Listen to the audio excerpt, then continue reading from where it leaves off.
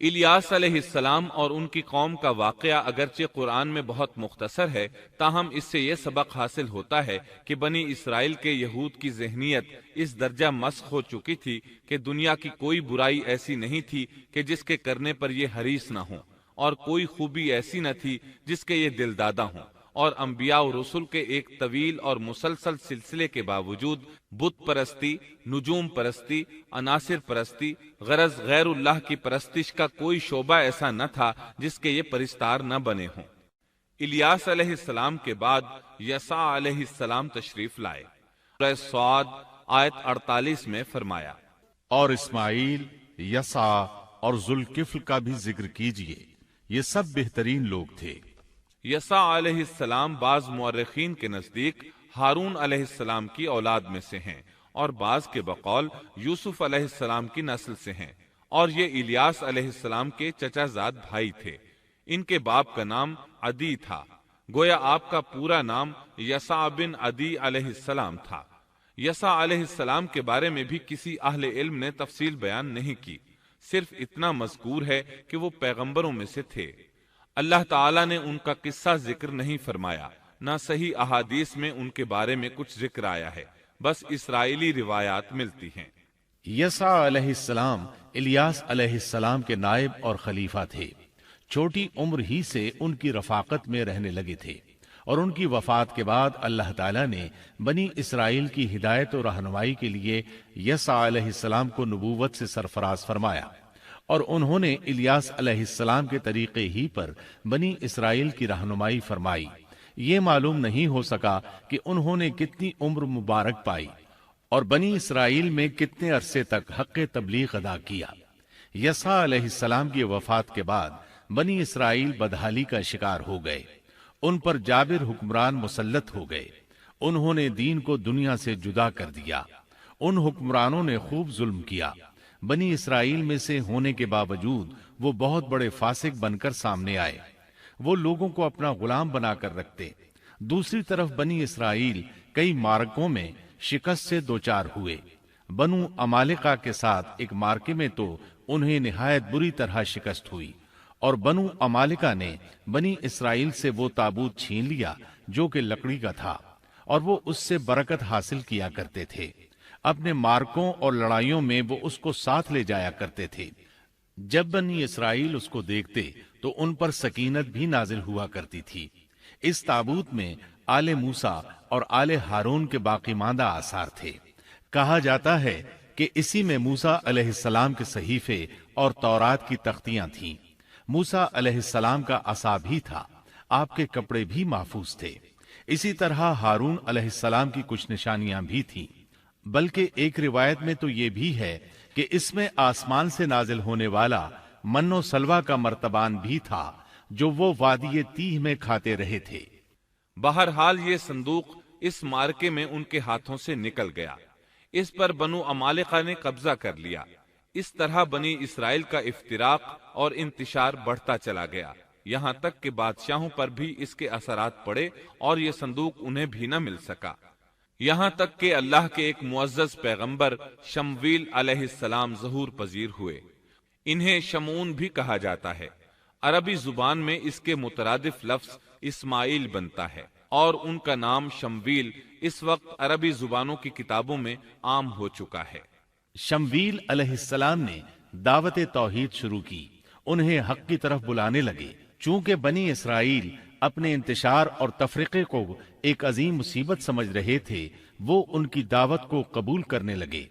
پھر انہیں یہ احساس ہوا کہ ایک بادشاہ کا ہونا بھی نہایت ضروری ہے تاکہ وہ ان کے دنیاوی معاملات اور سیاسی امور کی باغ ڈور سنبھالے۔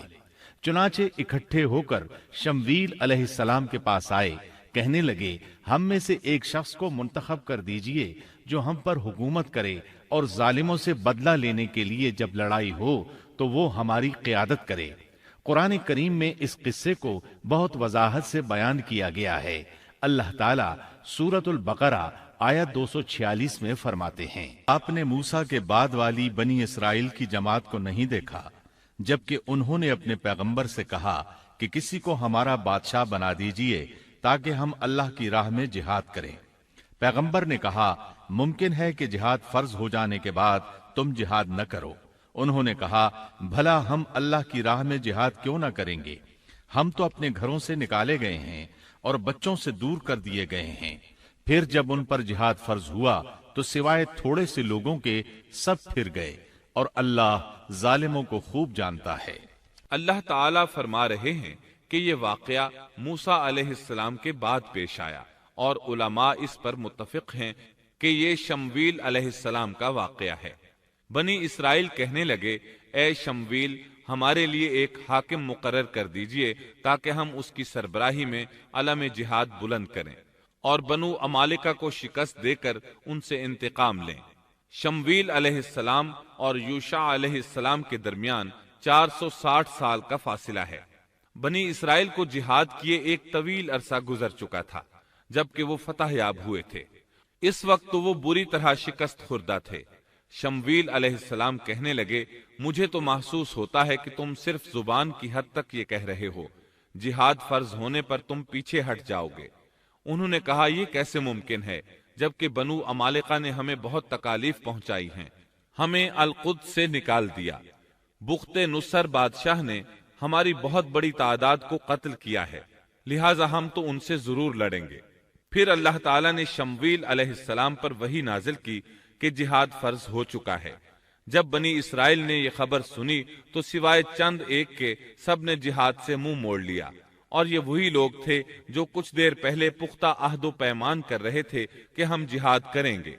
शमवील अलैहिस्सलाम के साथ रहने वालों की तादाद 8000 थी, जबकि पीछे हटने वाले लाखों की तादाद में थे। इसलिए कि जब बनी इसराइल मिस्र से आए थे तो उनकी तादाद 6 लाख थी और इस वक्त तक तादाद बहुत बढ़ चुकी थी। अब जो लोग जिहाद के लिए तैयार हुए उन्होंने पूछा कि हमारी क़यादत कौन करेगा। शमवील अलैहिस्सलाम ने उन्हीं में से एक शख्स तालूत को मुंतखब किया। तालूत बिन कैश याकूब अलैहिस्सलाम के बेटे बिन्यामीन की नस्ल से था। तालूत से पहले बनी इसराइल के जितने बादशाह थे तमाम के तमाम यहूदा बिन याकूब की नस्ल से थे। बनी इसराइल को बहुत ताज्जुब हुआ। उन्हें उम्मीद थी कि उनका बादशाह यहूदा की नस्ल से होगा, लेकिन हो गया बिन्यामीन की नस्ल से। चुनाचे उन्होंने उसे तस्लीम करने से इनकार कर दिया और आगे से बातिल तावीलात करने लगे। अल्लाह ताला सूरतुल बकरा आयत 247 में फरमाते हैं, और उनसे उनके नबी ने फरमाया कि अल्लाह ताला ने तालूत को तुम्हारा बादशाह बना दिया है। तो वो कहने लगे कि भला उसकी हम पर हुकूमत कैसे हो सकती है? उससे तो कहीं ज्यादा बादशाहत के हकदार हम हैं। उसको तो माल में फराखी भी नहीं अता की गई है। नबी ने फरमाया, सुनो, अल्लाह ताला ने उसी को तुम पर बरगुजीदा किया है। उसे इल्मी और जिस्मानी बरतरी भी अता फरमाई है। बात यह है कि अल्लाह जिसे चाहे अपना मुल्क दे। अल्लाह ताला कुशादगी वाला, इल्म वाला है। तालूत एक गरीब आदमी था, माली हैसियत भी अच्छी नहीं थी, चमड़ों को रंग कर पेट पालता था।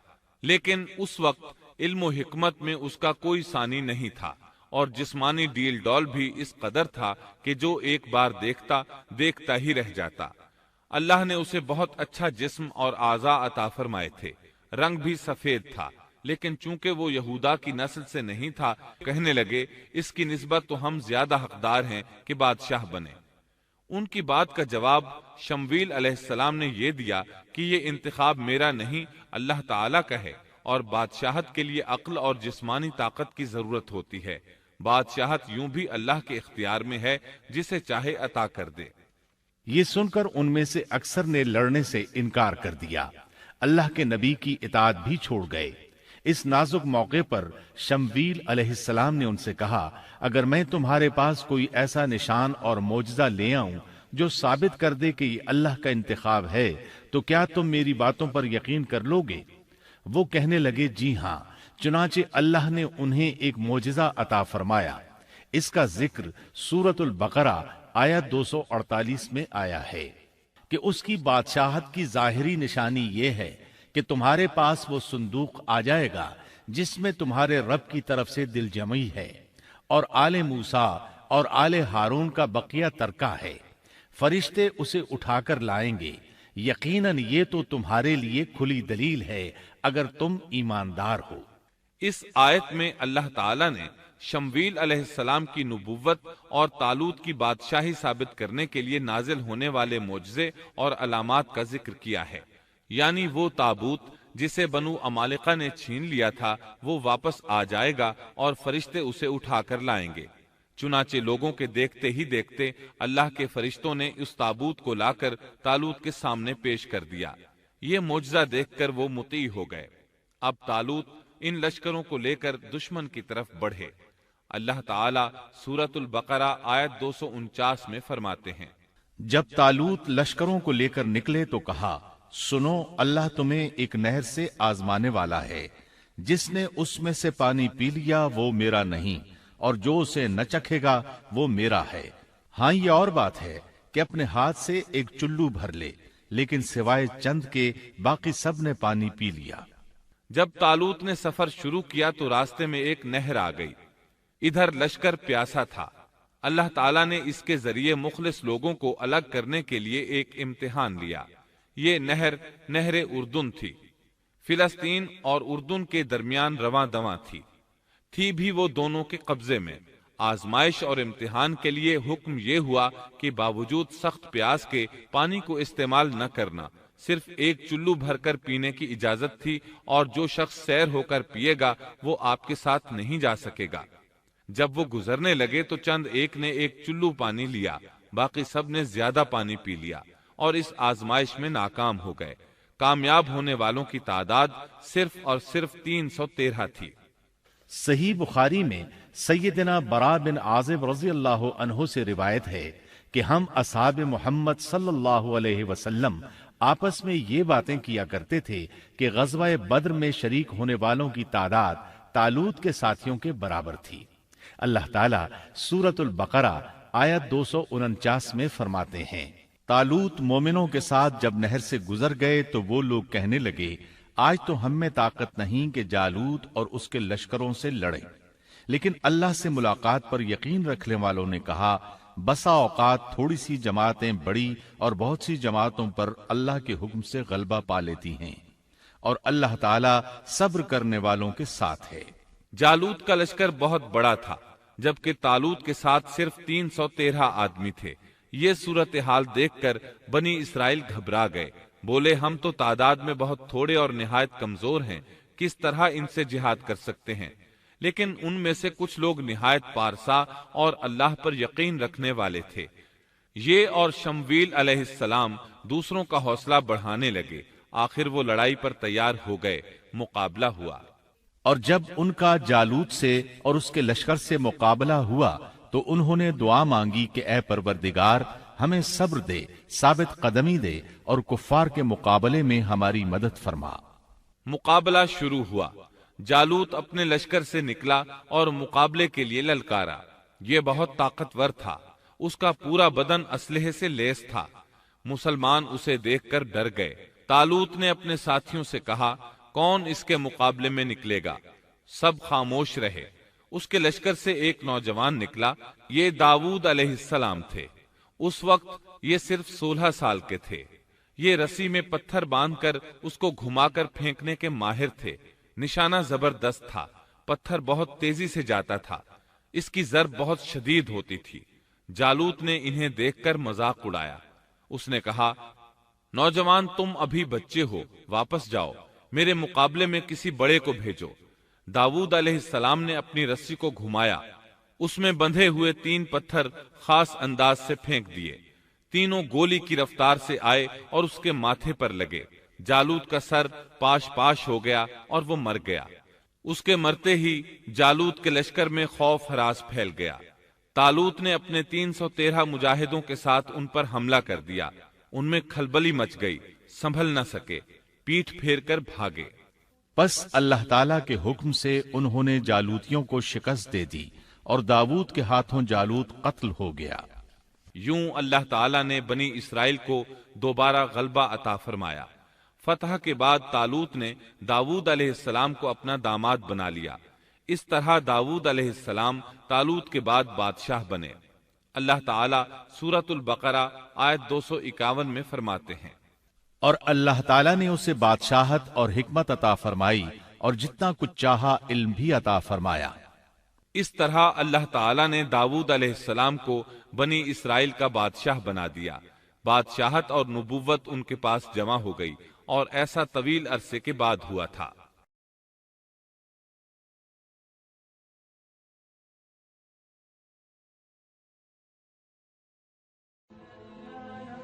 Thanks for watching. Don't forget to like, comment, share and subscribe to